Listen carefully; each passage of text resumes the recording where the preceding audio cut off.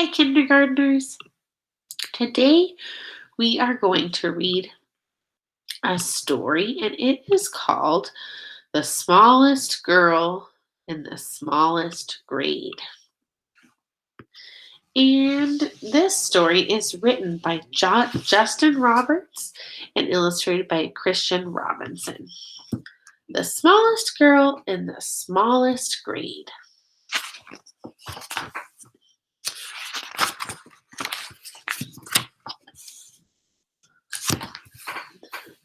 Hardly anyone noticed young Sally McCabe.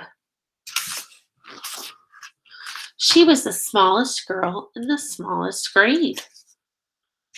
You see her here? Sure, her name could be heard in the daily roll call, and she marched with her books down the same school hall, but hardly anyone noticed young Sally McCabe. And they certainly didn't know, or at least didn't mention, that Sally was paying super extra special attention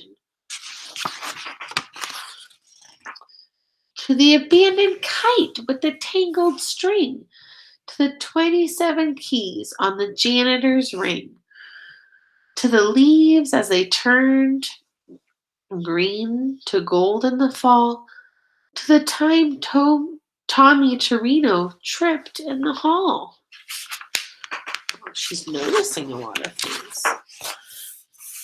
She watched as the wildflowers tipped toward the light and heard the howl of a hound dog late one night.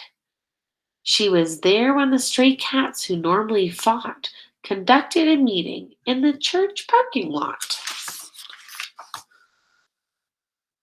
She saw Kevin McCune get pushed off the slide and the oncoming tears that he wanted to hide. And she'll never forget that parent-teacher day when Billy's much larger father suddenly dragged him away. But through all the mean words and all the cold stares, no one even noticed that Sally was there. And they certainly didn't know, or at least didn't mention, that Sally was paying super extra special attention. She'd seen how a whisper could make someone cower, like a bulldozer crushing through fields of wildflowers, and kept it piling up, this discarded debris, those beautiful kites tangled in trees. So on February 3rd at 11:29, Sally stepped straight out of the lunchroom line.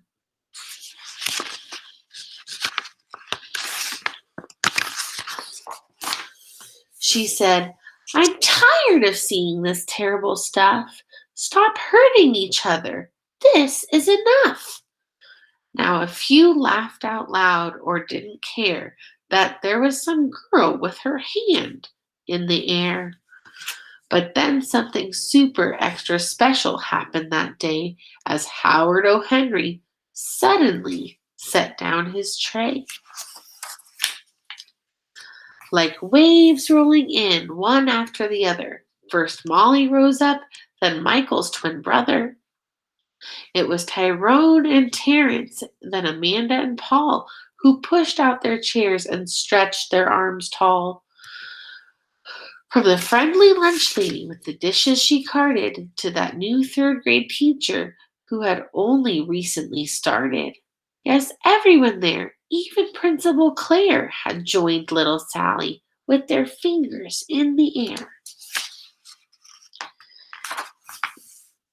And though hound dogs were destined to howl at night, and most every stray cat meetings would end up as fights, and kites would continue to get stuck in trees, they all felt for a moment like the janitor's keys, fastened together with a heavy steel ring that held all the secrets to unlock everything.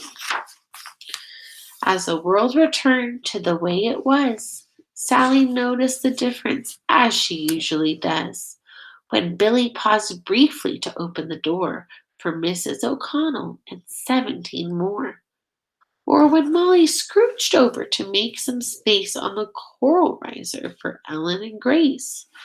These moments that often get taken for granted, a wildflower, a wildflower appearing that no one has planted.